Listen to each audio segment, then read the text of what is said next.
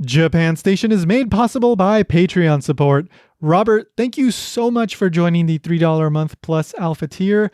本当にありがとうございます。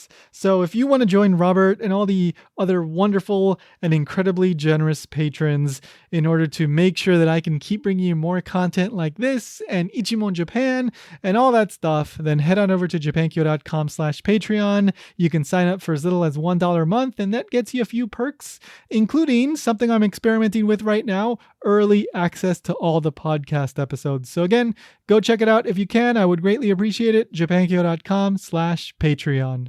まもなく3番線に電車が参ります。危ないですから黄色い線までお下がりください。 Welcome to Japan Station. I'm Tony Vega. First of all, I want to say thank you to all the new listeners. It seems like there were a bunch of new listeners that came because of the Matt Alt interview in episode 44. Thank you so much for giving the show a shot. I noticed that there were quite a few downloads in the back catalog, so I guess people are catching up. Thank you. Also, thank you so much to Helen McCarthy. She is the author of numerous books about Japan, including A Brief History of Manga and the Anime Encyclopedia, which she co-authored along with my guest from episode 3, Dr. Jonathan Clements. Also, by the way, she has a new book coming out hopefully later this year. It's about the manga creator, Leiji Matsumoto. But anyway, she tweeted about the episode with Matt Alt, and it was just such a kind and nice tweet, and she was so positive about the show and the interview. So thank you so much, Helen, and hopefully we can get together and talk sometime, maybe about the new book. I know we exchanged a couple messages, so I'm looking forward to that. But again, thank you so much to everyone, and make sure to subscribe so you don't miss any of the future episodes. My guest today is a really interesting guy who's led a fascinating life. I mean, I don't know how else to put it. I just happened to discover him on YouTube. And when I read about him, when I learned, what he had experienced and what led to him doing what he's doing now, I knew I had to have him on the show. So his name is Shuhei Shu. S-H-O-E is how he spells it, right? Like footwear. It's very easy to remember. Shu Murakami, all right? So remember that name. Shu Murakami is a stand-up comedian based in Toronto, Canada. And he went from basically not being able to speak any English in high school and almost dropping out because his grades were so bad to performing on stage in excellent English, like really funny material on stage in Toronto, Canada and in New York. And along the way, he's had some just really interesting experiences, including briefly being homeless in Cambodia. So I won't spoil anything about this story aside from that. I just a little tease because I really just want you to hear it from him. He's just, man, the twists and turns of his life is just fascinating. So let's get to it. Here's my conversation with Shu Murakami. The next stop is Japan Station. The doors on the right side will open.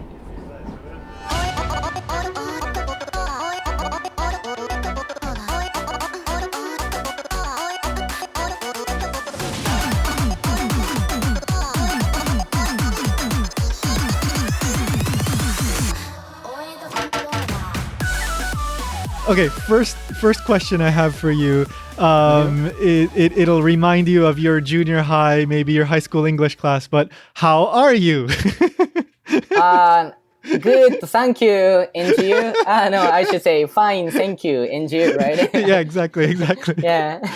Yeah, I mean, I mentioned to you, but I taught English in Japan as well, so I heard many students respond like that. Yeah, fine, thank you, and you, right? Exactly. So, all right, so in junior high school, were you interested in English at all, or did that not happen until later? That happened when I was in the last year of high school. But before that, I didn't speak a word of English. But the thing is, I was really interested in, I was really into the Beatles when I was in the middle school, junior high school. Yeah. And at the time, I got my first guitar as well, and I formed my first band. And I kind of stopped going to school because I was really busy playing the guitar, listening to my favorite Beatles CDs and watching their DVDs all day long. Yeah, and the first song we performed was the Beatles, Let It Be. I played the piano, I sang, and I switched to the guitar on the solo part. I was that kind of want to try everything kind of kid. But back then, I couldn't read English. I had no idea what I was singing about either. So I was just singing what I heard. Like, when I found myself in times of trouble, Mother Mary comes to me. But I never knew the exact words. Right? Yeah. So I was singing songs in English, but I had no idea what I was singing about. Then I went on to high school, where I got more into music and formed a couple of another bands. One was only for Japanese songs. We covered like a Japanese rock bands, and I also wrote some songs too. And with the other band, we covered English songs like the Beatles, Queen, and so on. Then, at the same time, I started my first part-time job at McDonald's. I was 16. To pay for, studios and equipment. So I was pretty busy and I still didn't really go to school, or even if I did, I was just sleeping during the classes. And out of 240 students in my grade, I was the worst student. I always had the lowest grades among them. So I was always regarded as a failure by the teachers and other classmates. No one assumed that I would do anything with my life. And even, my parents said that I would turn out to be a deadbeat. Right. Yeah. So, all right. So a couple questions there. What was the name of your first band? I actually don't remember. Well, the first band, it didn't have a name actually. Yeah, we just, played just got together, Beatles played songs. together. Yeah, and we performed at school festivals and stuff. Right. So then at around 18, you decided to get serious about studying English, it seems? Oh, yeah, that's right. So, there was some turning point. Like when I was in the third year in high school, the last year, we kind of stopped playing music together because all the members had to concentrate on studying for the university entrance exam. Oh, right, yeah. And I had a different reason to start studying, which was that with the terrible grades, I couldn't graduate. Right. Like my grades had to improve a lot just to graduate. And that's when I started actually studying English. And there was a big surprise. Like every word and every sentence on the textbook was something that I had heard or sung somewhere in the songs before. Right. So I was really like, whoa, it's so cool. And that's when I first got interested in learning English, and also I got interested in what they were actually saying in the songs, which motivated me to study harder. And actually within a month, my English grade became the top in my grade. So, that's really interesting. So I memorized a few songs when I was learning Japanese, and later when I was able to speak Japanese more, it started kind of making sense. So like, it seems like you had like a big vocabulary already, but you just didn't know how to like put the pieces together. Right. And then, but then when you like started understanding everything, you're like, oh my God, I know so much already. Yeah. That's what that's what I found out. Yeah. So first I learned English, just listening, relying on my ears. Now with textbooks, and now I really appreciate it because in Japan, English is just another subject to hate. Like math or science, especially when your teacher has the strong Japanese accent, more like strong Japanese accent. It's not fun at all. And English is never a means to communicate with people in Japan, but for exams to enter a good university or to get a good job. But I had a different motivation to learn English, like not as a course or not for grades. Can I tell you one more thing here? Please, yeah. So like in Japan, when you're like good at math, you could be regarded as like a nerd or something, like Right. science, social studies, the same thing. When you're good at like sports, it's a little different. But especially when you're good at speaking English, like everyone looks up to you, everyone respects Oh. you. Uh-huh. So I was like, if I come to put the same amount of like effort on studying something, that should be English. Yeah. So No, like yeah. my grades were never good, but I was that kind of, like clever or like cunning kid, I suppose. Like Yeah. if I studied English, like I will get some respect from, others. So, do, So do you think the singing helped you with pronunciation? I think so. Yeah, for sure. And Mm-hmm, yeah, I mm-hmm. was a lazy kid and hardly went to school so Yeah. that I didn't have to, listen to Japanese teachers, strong accents. So like I didn't go to school. That's why my Mm-hmm. English is better. Yeah. It's a little I ironic, love but that. I love yeah. that. Yeah, but that's so interesting because like in the textbooks, right? Sometimes you even see like katakana like to explain the pronunciation, Yeah. but it seems that like you just memorized the way it's actually pronounced in the Hmm. songs and then later you started paying attention to how it is in the textbook. That's right. Yeah, that was the like other way. Yeah. Oh, that's great. Hmm. I mean, yeah, like as someone that's taught English in Japan for a few years, like it can be very frustrating seeing, like you want to teach them like, we can have fun with the language. There's a point to actually learning English, but Hmm. the teachers over there are very focused, of course, and that's just the way the system is, but on the juken, right? The entrance exams and they Right. have to Yeah. learn the grammar and this and that, but that's not how people speak, right? Totally. Yeah. Yeah, but Oh, I kind of had like a real like a motivation to learn English that was to understand the lyrics of the mhm. Beatles songs and stuff. And I Yeah. actually, yeah, after like studying English for almost a year, I ended up being accepted to a university where I majored in English literature. So, Yeah. yeah, I was really, yeah, interested That's in awesome. learning That's English at the awesome. time. Yeah. Yeah, when I was No, I mean 18. it's something you cared about and you were able it seemed like, everybody was saying like, oh, you're a failure, blah blah blah. But then you end Hmm. up because you have this passion, it ended up helping you, get to university and it's helped Right. motivate you and keep going from there into new things and different things. Hmm. That's awesome. So okay, so you go to university and you're studying more English and improving. So at what point do you decide like I'm going to leave Japan? Was that sudden, like after you graduated, or what was the thought process there? Okay, so like I entered the university, but then Yeah. again, learning English in university in Japan wasn't the best decision, Like Uh-huh. in Uh-huh. most of the classes, we read English literature in Japanese because, like most of the Japanese professors can't really speak English. Yeah. So I kind of like gave up learning English at university. But I Uh-huh. was at the time working at a bar. Uh-huh. Then there I made friends with a British guy. He was Uh-huh.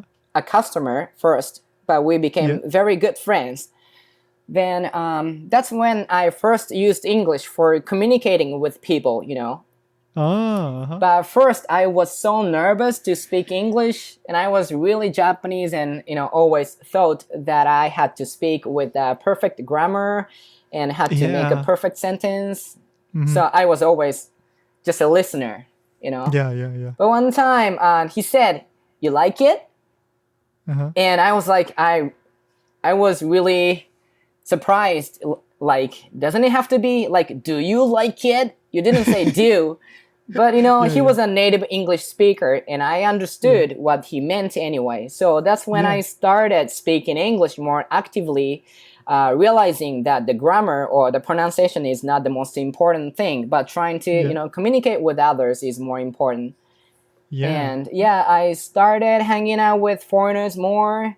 And can I say foreigners? Is it like Yeah, well, I gaijin think kind of that's word? totally I fine. didn't You, mean you, anything, like bad with the no, word. you're in Japan. You're talking about people that are originally not from Japan. Foreigners Right. is the word. That's totally fine. Yeah, Okay. yeah. So anyway, so when I was in the senior year in university, I thought that my English was pretty good already, Mm-hmm. then, like I had some respect from my friends too, because I spoke English.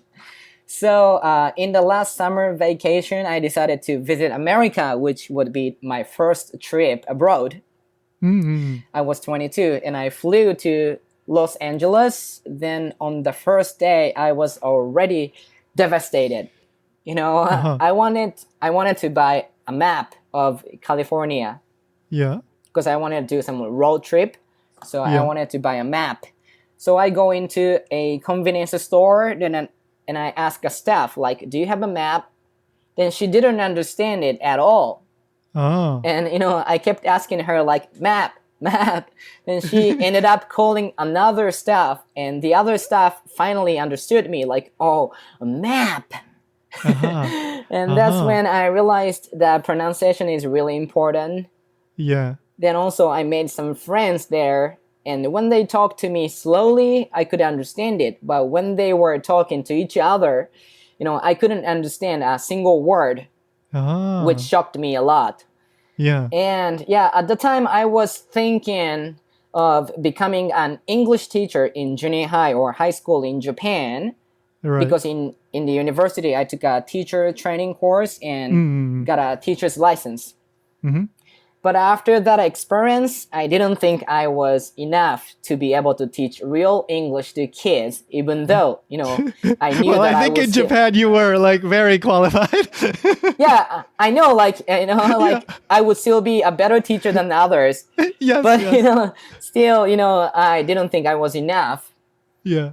So after graduating from university, instead of getting a steady job in Japan, I decided to travel around the world to see different cultures and learn English. And I had been working since I was 16 years old, so I had some savings too. Mm-hmm. Yeah. But in Japan, if you weren't a fresh graduate, it'll be Yes. very hard for you to get one of those better jobs in the future, right? Yeah. Yeah. Yeah. Being a fresh graduate, which is called shinsotsu in Japanese, Yeah. is very important to get a job. And being different like me is a very like negative thing in Japan. Like the nail that sticks out gets hammered down, right? Right. Yeah. But, I mean that takes courage to like say like I'm not gonna just do what everybody else is doing. I'm gonna try something else. Yeah, but I was like, what the hell? I'll be somebody. Then yeah, April 14th, 2014, I flew to Malaysia and started backpacking. Yeah. And I chose Malaysia because the flight ticket there was the cheapest, like $60. Oh, wow. Yeah. Huh.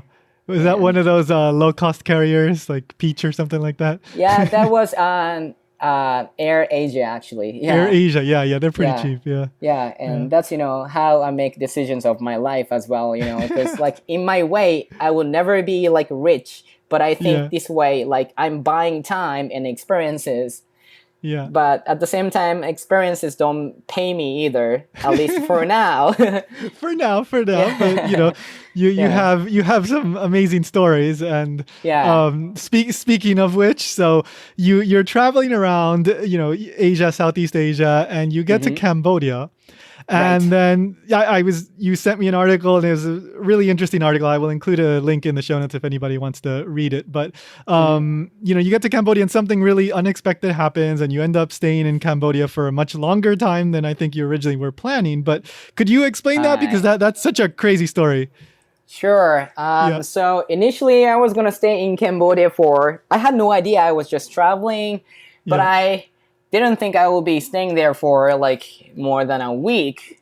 Mm-hmm. But I ended up living there for 4.5 years after that. That's so crazy. But like you can easily get stuck in one of those countries in Southeast Asian countries. But my story is a little bit different from others, I think. Yeah. So Cambodia was the third country that I visited during the trip. Malaysia, Thailand, and I took a bus from Thailand to Siem Reap, where there's an Angkor Wat. Oh, yeah. Angkor Wat, yeah, very site. famous. Yeah, and I took a bus to Phnom Penh, which is the capital city of Cambodia. Mm-hmm. And on the first day there, I was scammed by a group of people and lost almost all the money that I had at the moment, which was like a few thousand US dollars. Yeah, yeah. And yeah, I didn't even have enough money to go back to Japan. So I had no choice but live in the country to work and save some money to either going back to Japan or to continue traveling. Yeah. Mm-hmm. And I ended up living there for 4.5 years. Yeah. So you start like teaching English and doing Yeah. like little jobs to kind of just get some basic money, right? At first. Yes. So the scamming was you can Google like blackjack scam. It's a very like popular scam Yeah. by like Filipino people there in or some like everywhere in Southeast Asian countries. Mm-hmm.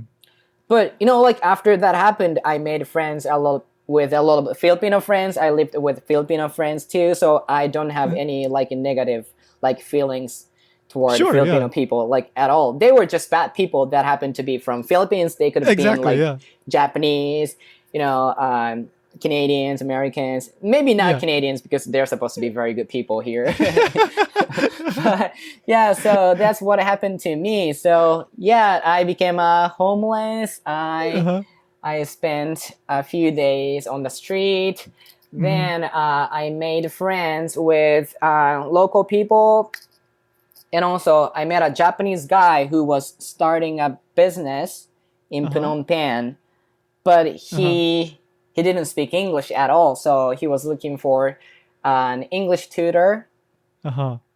So he offered me a deal, which was that I can stay with him in his 2-bedroom apartment. I get a 1-bedroom. Then I teach him English every day, like 2 hours a day for $5 an hour, so $10 a day or something like that. Mm-hmm. Mm-hmm. I was like, sure, I have nothing to lose anymore. So, any Yeah. opportunity will be appreciated. So, Definitely, yeah. first I started teaching him English in Cambodia, and he introduced me to his Japanese friends there, and they became my students too. Yeah, I started getting more and more students there. Mm-hmm. Yeah, teaching And English to Japanese people was my first job in Cambodia. it's so just unexpected, right? Of course. Yeah, definitely. So, but then you end up opening a bar, right? Yeah, that's like a couple years later. So did you had some like a business partner and you guys decided to just open a bar like for yourselves? First I was teaching English, Yeah. and after like a few months, I saved up like enough money to fly back to Japan. Mm-hmm. But I didn't buy a flight ticket, but instead I stupidly bought a second-hand guitar, like electric guitar, Yeah. which was $80. Yeah.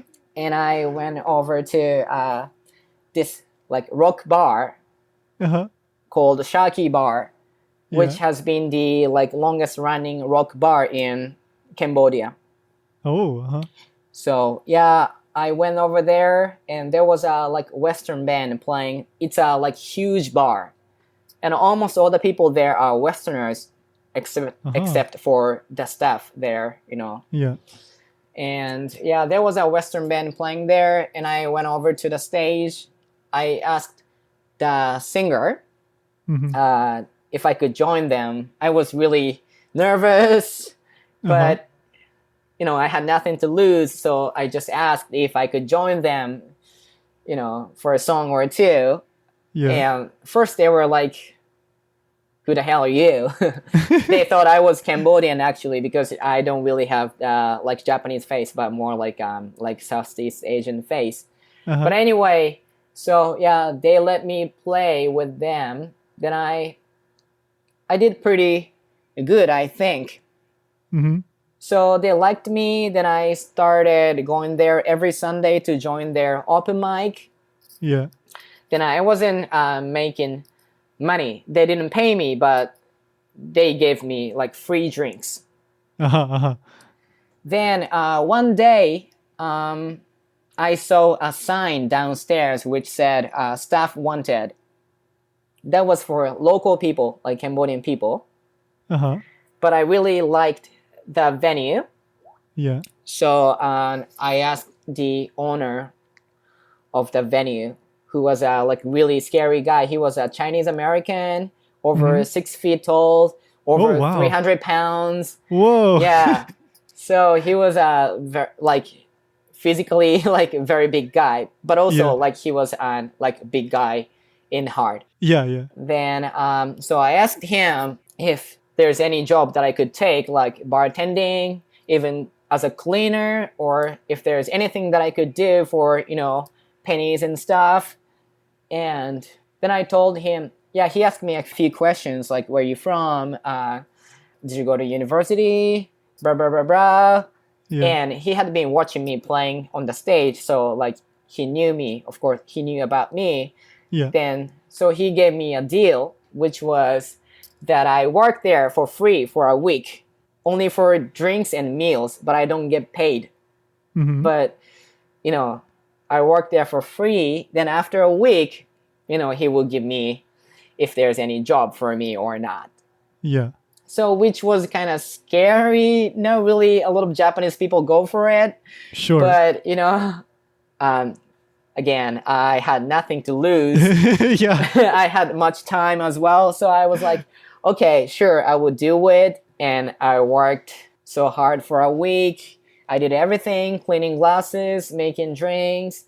I mopped the floor as well. Then after a week, he could have said like, okay, now you can disappear or whatever, right? Sure, yeah.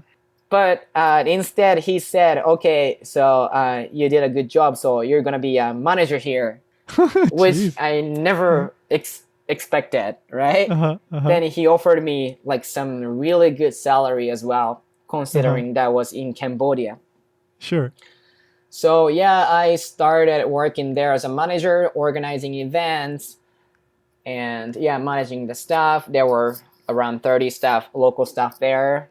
And I spent a year there. Sometimes I played music on a stage. That was really cool experience, even though I had to drink a lot every night, right? And yeah. And also, like, first I felt some, like, racism. Because the place is, like, American military base in Japan. So it's still in Japan, but in the base, there are only Americans. Right, and, you know, it's like America. So it was like, you know, a military base, American military base in Cambodia. So only the place was a totally different thing.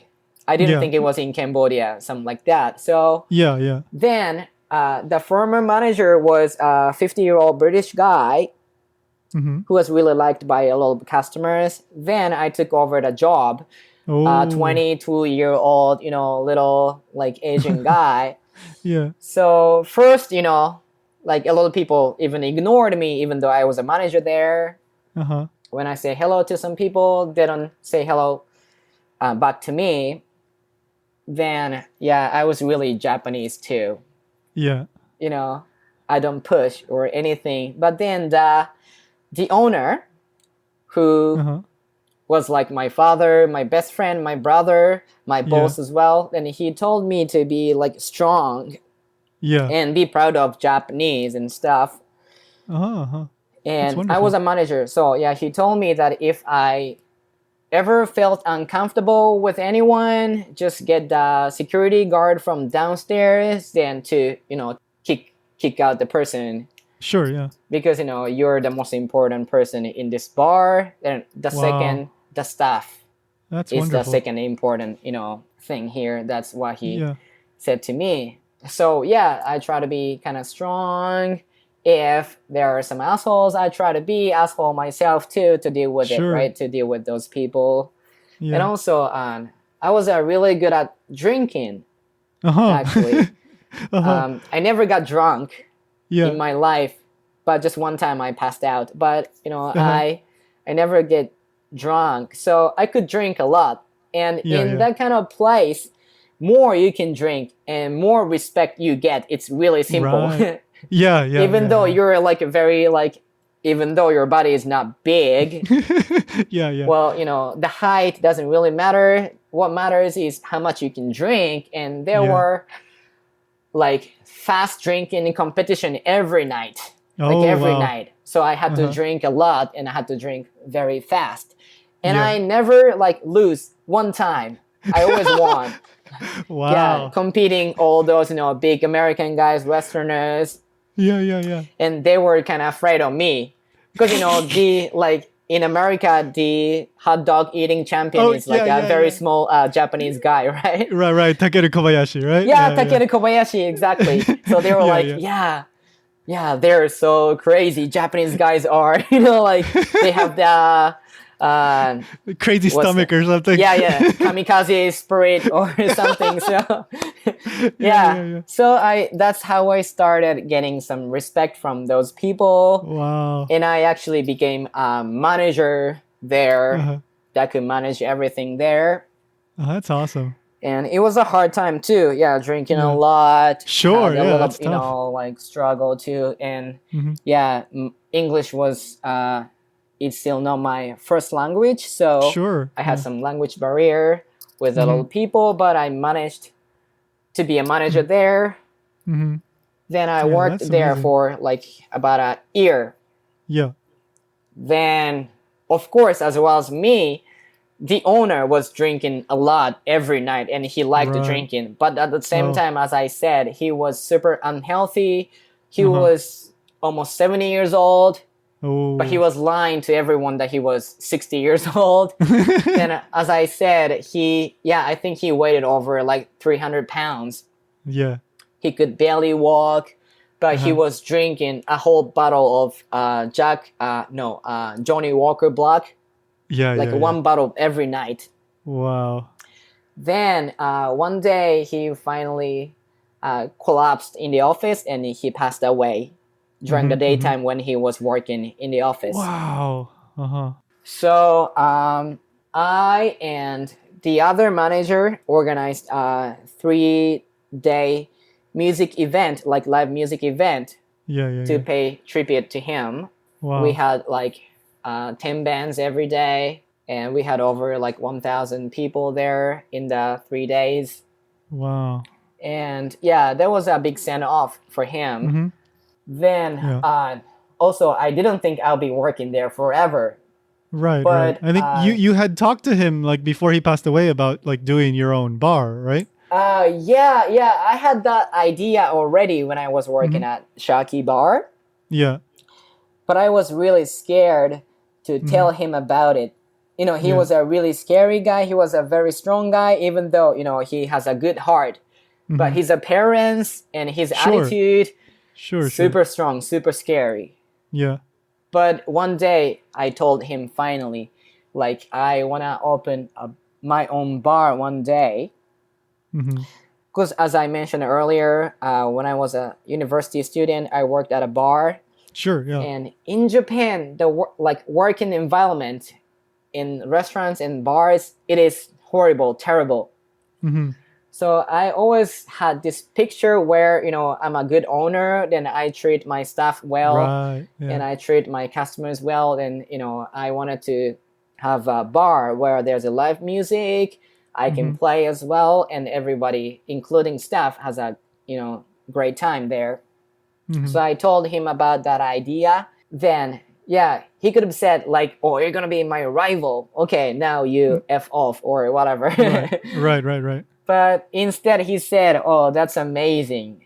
So for now I need you to work here, but in the future I will definitely support your dream," or something like that, which I really appreciated. But at the same time, I couldn't quit right away. Sure. Right? Yeah. Then, so sadly he passed away, and the other shareholders took over the place. Then they asked me to still work at the place as a manager, but I was more like working for that guy. Sure, yeah. And I was learning a lot from him. I was learning a lot managing that kind of huge bar. So when that happened, I was like, maybe I'm ready to go for it. So yeah, that's when I decided to open my bar, run my own business there in Cambodia. Yeah. But I wasn't rich either. I Uh-huh. had very limited amount of cash. Yeah. So it was really tough to open a bar. So like I rented on place which was a massage parlor before. Yeah. So that was just a room, Mm-hmm. a very long room, like 3 meters by 25 meters, something like that. Uh-huh. So that was a long room with Yeah. some walls to separate the rooms into like small rooms Oh, uh-huh. because that was a massage parlor. Right, know. right. I don't know what kind of massage it was going on there. Anyway, I had no idea. Yeah. But anyway, the business closed. Then I rented that place. So the first thing that I did was breaking all those walls Uh-huh. that were separating the huge room, long room, and I Yeah. painted the walls myself. And yeah, I made a bar counter. Uh-huh. And just one thing, the electric connection, I didn't know how to deal with. Right. So I hired someone, and the first day he wanted all the money in cash first. Mm-hmm. So I Oh, paid okay. him. Then of course he ran away. Oh, jeez. So Oh, jeez. again, I lost almost all the money that I had at the moment, but I Oh, my managed goodness. to open the bar. But at the time, all the money that I had was like $300 US dollars. So if there was no customer on the first day, I had to close the bar. Jeez. But but fortunately, we had a like pretty good turnout on the first day, Uh-huh. and a lot Wow. of customers from Shaki Bar came to my bar. Yeah. So Wow. and that was a live music venue, and even though it was a small bar, Mm-hmm. I liked. To be honest, I didn't fully like running the bar because it was so hard.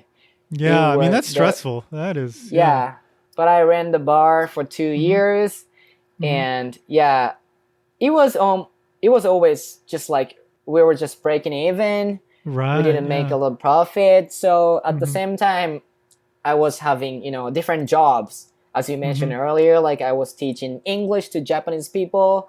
I was hosting a radio show like every week, every Monday, and I was playing music at different venues as well. Yeah. And I was a freelance translator and interpreter as well. Yeah, I was working so hard, maybe 15 that's hours tough. every day. That's tough. And I always started and ended my night at the bar and behind the bar counter. So it was a crazy time looking back at it.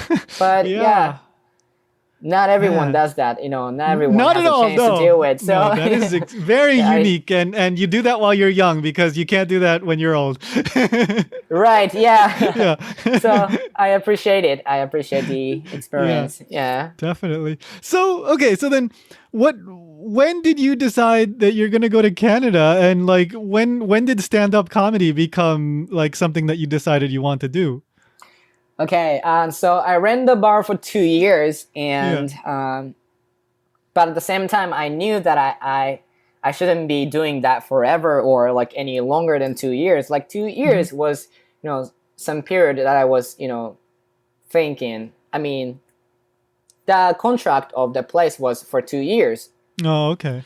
So after 2 years, I thought maybe then I was 27 years old, and if you get close to 30 years old, and it'll be like harder for you to get a job in Japan. Yeah. So I decided to go back to Japan to have a like steady job after all those years of crazy experiences. Settle down. Yeah, a little bit. So yeah, I kind of gave the bar to a friend of mine. Yeah. Because he wasn't confident about running a bar. It was more like my bar, like Shoe's bar. Right. So but the bar was going pretty well. But he was thinking that without me, the bar wouldn't be as successful. successful, I guess. Yeah. So I'm like, yeah, just give it a try. So he gave me a couple $1,000 that covered the deposit and stuff. Yeah, yeah. But anyway, yeah, he started running the bar, and the bar is still in Phnom Penh, running That's with cool. another owner now, with the third owner. Oh, but that's still cool. I mean, something you started just, kind of by accident has Yeah. still going on. Yeah. Yeah, and some live music going on there every night, which is really cool. And it seems like the business is expanding. Cool. That bar started on guest house. Yeah, And, wow. yeah. So, yeah, it is really cool to see my bar still Yeah. running out there in Phnom Penh. Huh. But I decided to go back to Japan. Right. And I was kind of like confident about getting a job there because, I ran my own business in Cambodia. I did a little, I had a lot of experiences in Cambodia, like using English. Mm-hmm, mm-hmm. And also I had taken this English test called TOEIC. TOEIC, yeah. Yeah, which is really important to get a job in Japan. Yeah. Then I had scored like 980 out of 990, so it was almost a full score. Yeah. That's great. So I wasn't afraid or anything. I just moved back to Japan. Mm-hmm. Then actually the first day I got back to Japan, I got my first interview that was for some big company. Mm-hmm. Then I had the interview. I told them what I did in Cambodia. And yeah, I thought that'd be a piece of cake, even though it was for the big company. But after I told them all about my experiences in Cambodia running a business, and also they were a little impressed by my TOEIC score. Yeah. Even though that's only writing, that's only listening and writing. Yeah. You never speak a word on TOEIC test. Yeah. But this is really important in Japan, when you get a job. That's kind of ridiculous. But anyway, I finished talking about my experiences, and I was really shocked by what they said after that. Which What did they was say? that, okay, so you had a little bit experiences in Cambodia, but that means you have no experience working in business in Japan. Right.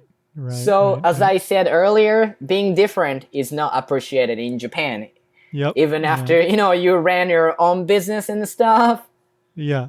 And I was really shocked because, for them, the fact that I had never worked in Japan was more important than all my experiences in Cambodia. Yeah, then all your experience and like the unique kind of knowledge and experiences that you can offer them in order to improve their business, right? They don't care about that. They want you to be exactly the same and that you can use, all the same, like keigo and everything perfectly, right? Totally. Yeah, はい、そうです。sonotori. Yeah, that's totally right.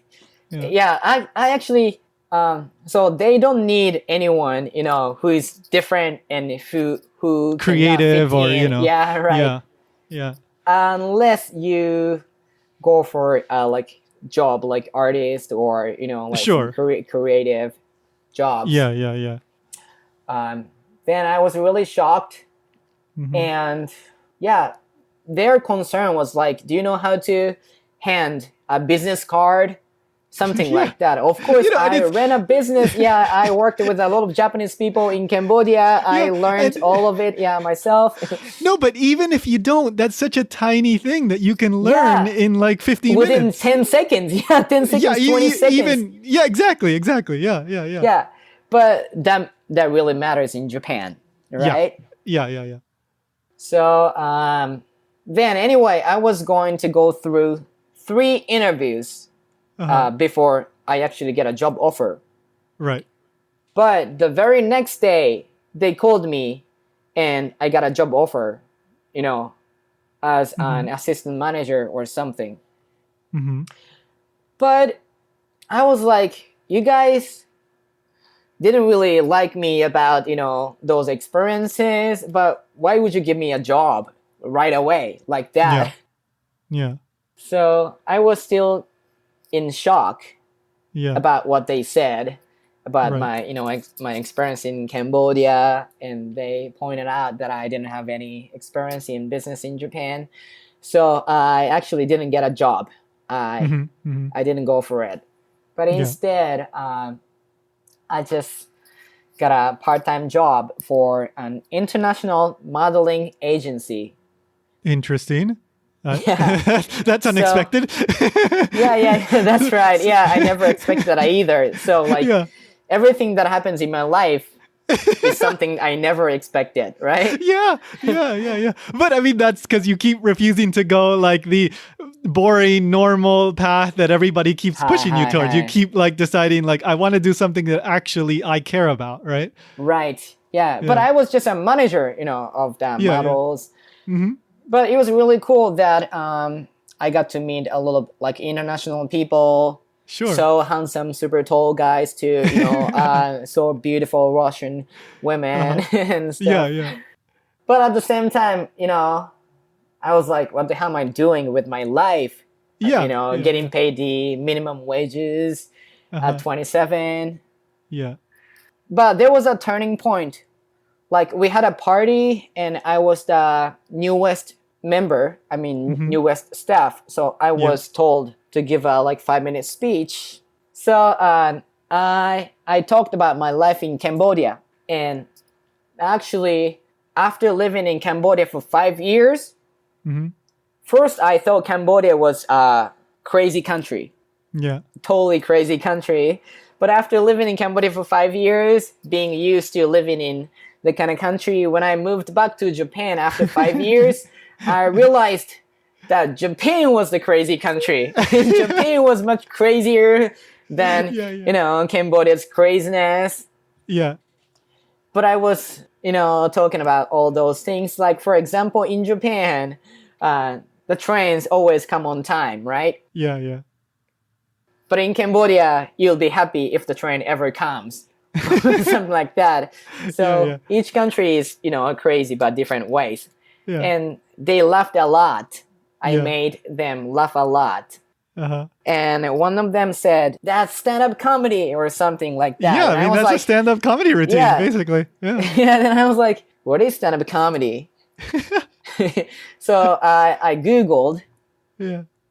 Then on Netflix, I watched a couple stand-up comedy shows. Uh-huh. And I was like, oh, this is really cool. Yeah. Then I also wanted to know if there's any other like Japanese stand-up comedians performing in English abroad or in Japan. Yeah. So I went on YouTube. I typed like Japanese stand-up comedian. Uh-huh. And at the time, there was a guy, Japanese guy, who was doing stand-up comedy as a professional comedian in New York. So I watched his comedy show, one of his comedy shows, and he was funny. Yeah. But at the same time, I was thinking, like, if he could be a professional stand-up comedian in New York, Yeah. I would definitely, if this guy could do that, I would definitely make a big career out of it. Right. Just a quick note here. The name of the comedian that Shu found online is Ryo Koike, Ryokoike. So that name is going to come back up again in a few minutes in a very, very important part of the story. So don't make any snap judgments here because the story is far from over. So, yeah, I kind of decided to try to do it. Mm-hmm. And there's a stand-up comedy community in Tokyo called Stand Up Tokyo. And they do... That's with BJ Fox, is that? Yeah. He was the host when I joined their open mic for the first time. Yeah, I think I saw a video on your YouTube channel where he is the MC and you're performing on stage and he comes out at the end of the video, right? That was my first ever stand-up performance. Time? Yeah. Oh, okay. I was really nervous. Yeah. But I didn't bomb. It kind of went okay. Definitely. Yeah. And the punchline was good, I think. And I was kind of carried away. So I was like, okay, I should do it. And I had a friend who was running a bar in Kokubunji in Tokyo. Yeah. She's a Dutch woman. And yeah, the bar is like international bar where a lot of international people hang out. Mm-hmm. So I asked her if I could do a comedy show there. Mm-hmm. And we were kind of close friends, so she was like, sure, definitely. And so a month after I did my first stand-up comedy on the open mic, I had my own show. Oh, uh-huh. Where I did a 30-minute set. Oh, wow. Wow. But, that was my first ever show. So I didn't even know if 30 minutes is like too long or too short. Uh-huh. Because the comedy shows that I watch on Netflix, they're like 30 minutes to like 1 hour long, right? Yeah, usually, yeah. And I wrote a script and I memorized every word. Uh-huh. Then I did the show, which kind of went all right, but not the whole thing. Yeah. You know what I'm saying? There were slow parts, I guess. Yeah. It's so hard. I didn't know that before that, but it was really hard to keep, people entertained for like 30 minutes or even 10 minutes. Yeah. But anyway, I did that 30-minute set. Then I watched my my show, and I realized that I was just trying to, trying not to forget that I was just trying to follow the script, right? Yeah. Even though I was doing some body language, hand gestures and stuff, but I was not really like natural. And also that set was going to be for 30 minutes, but it was only for like 23 minutes or 24 minutes. Oh, okay. That means I spoke much faster. Oh, yeah. Because I was really, really nervous. Yeah. And that's when I realized that how Ryo Koike was great. Oh. Even though, first I didn't think he was doing super great, but that's when I realized that, it's so hard and he was doing so awesome. Yeah.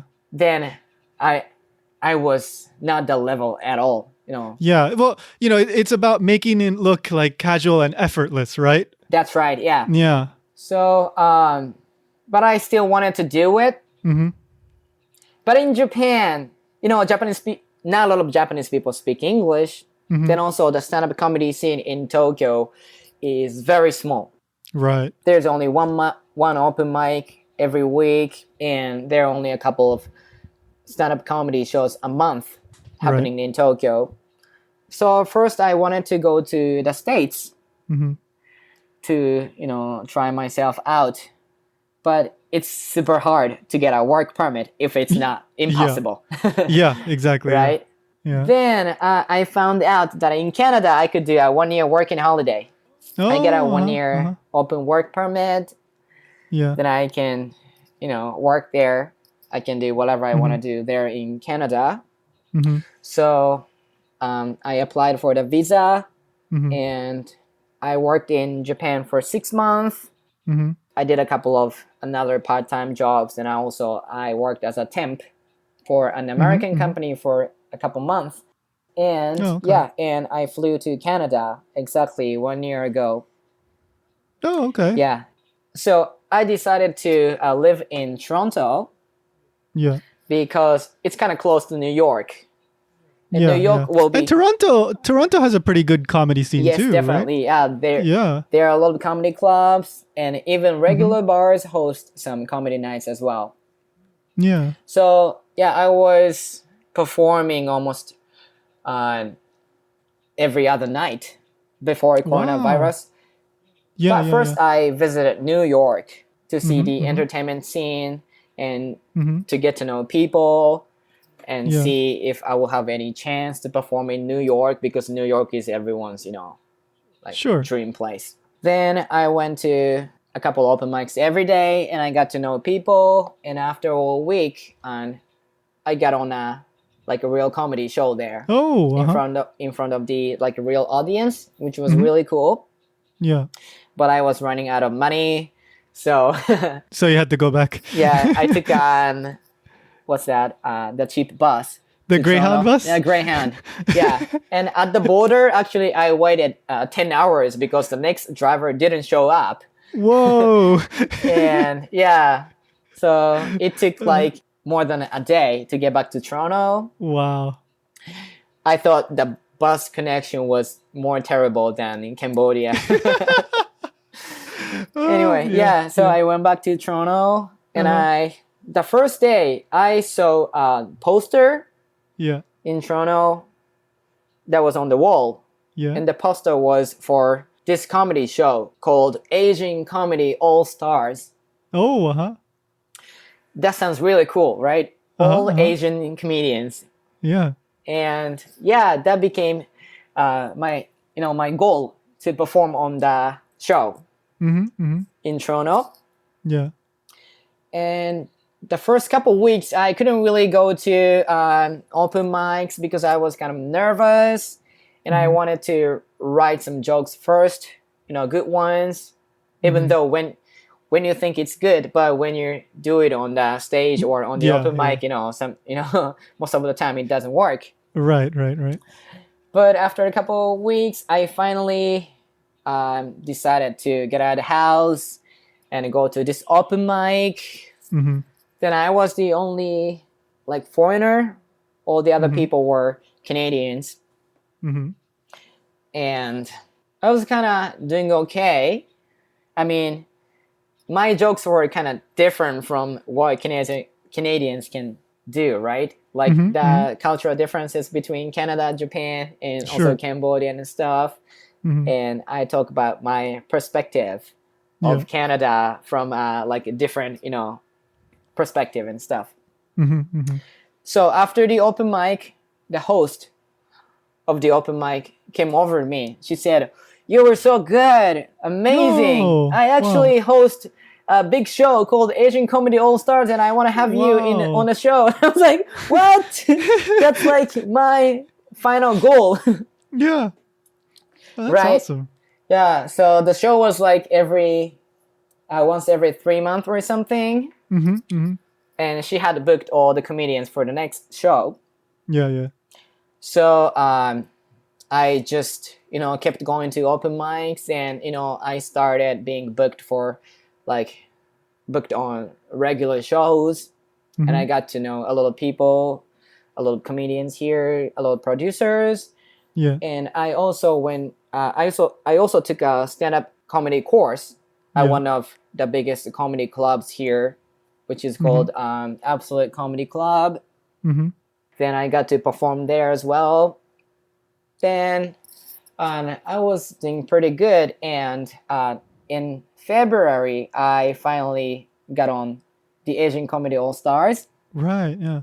And that was my first paid gig. Wow.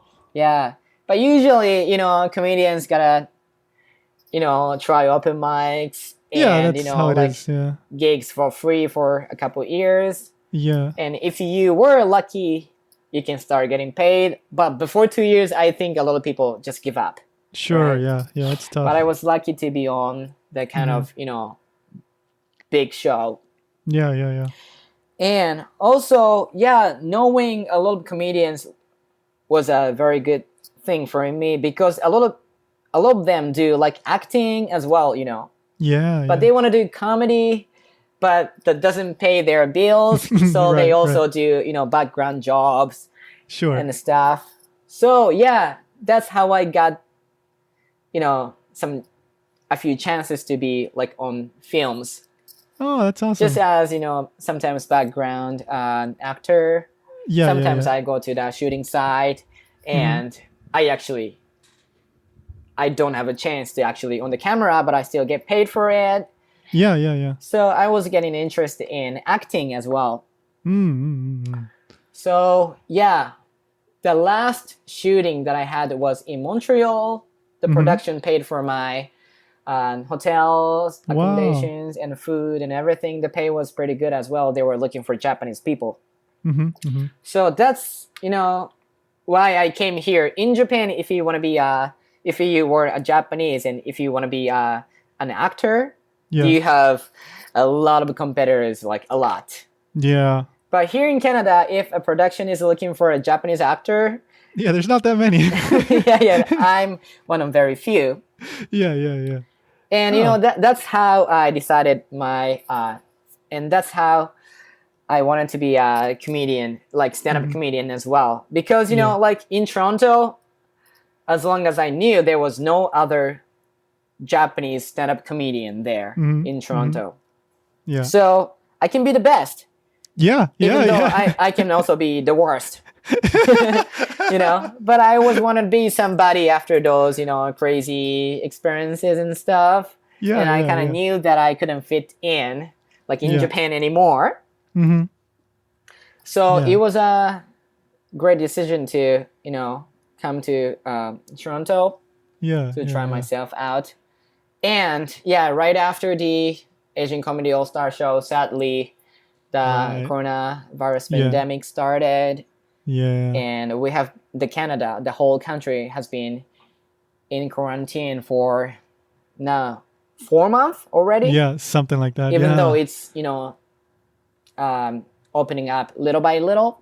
Right. But still comedy scene is closed. Then a couple of comedy clubs actually shut down already.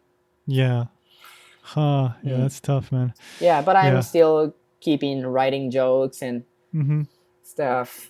Yeah. Yeah. And Yeah. I'm here today.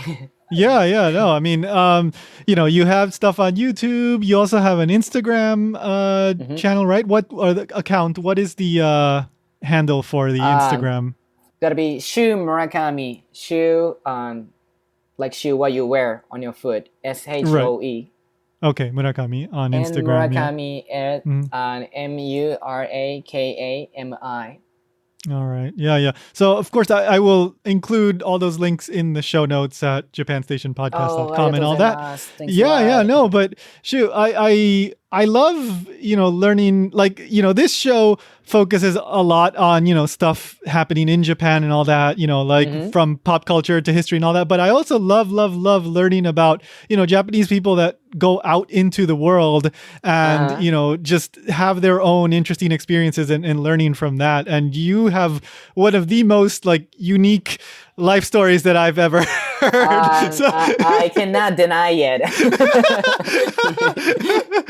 Yeah. So no, and you're just, I mean, it's not like I know you for a long time, but everything that I've seen, you always come off as like such a nice and likable guy, and I love just kind of cheering you on. So I hope you find like more success and keep going with comedy or whatever it is you want to do. I wish you all the success in the world. So thanks. Yeah. No, so thank you so much for coming on the show. I do appreciate it. Oh, my pleasure. And first, I was really nervous because that was going to be my first experience on a talk show in English. Actually, wow. Except for my own radio shows back in Cambodia, right? Yeah. So I was really nervous, but I had an amazing time with you. Thank you so much for having me.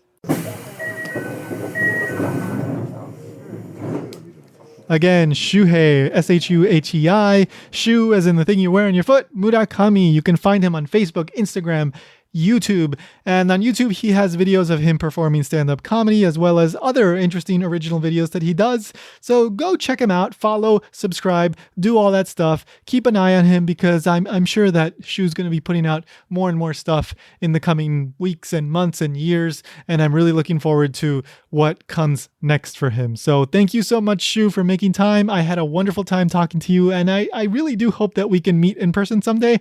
That would be pretty fun. So if you, the listener, have to get in touch with me for whatever reason, you can send me an email to mail@japanstationpodcast.com.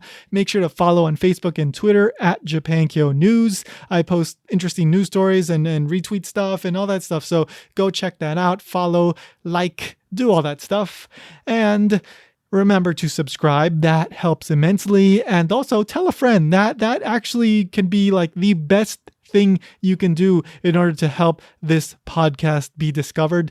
Because, for example, with YouTube, you have the algorithm that can really push your content out. If it gets a little bit of attention, then it causes like a snowball effect. But the thing with podcasts is there isn't really that algorithm that pushes content in the same way.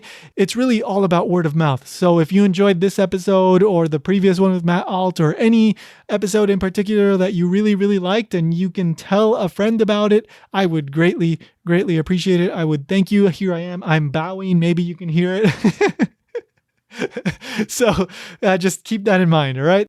Thank you so much to Unomi for providing the opening, closing song. It's called Oedo Controller. It's an awesome song. You can find more information and links in the show notes. That's it for episode 45, episode 46, and 47, and 48, and maybe even 49 are either in the works or already recorded, and I'm still shuffling them around to see which one's going to be the next one.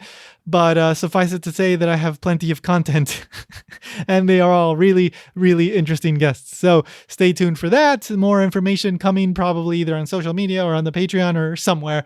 But again, japankyo.com/Patreon. I generally post stuff there a little bit earlier before, on the social media and all that.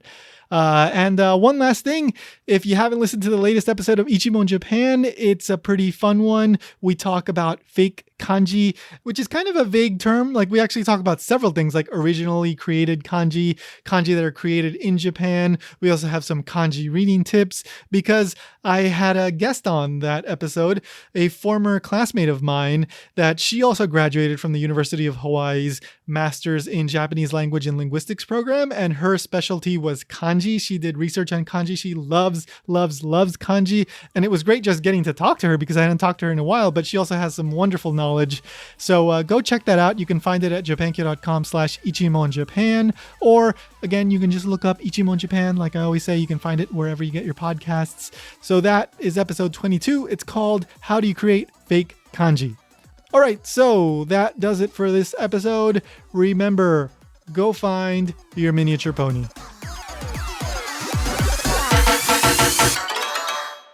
Just do it!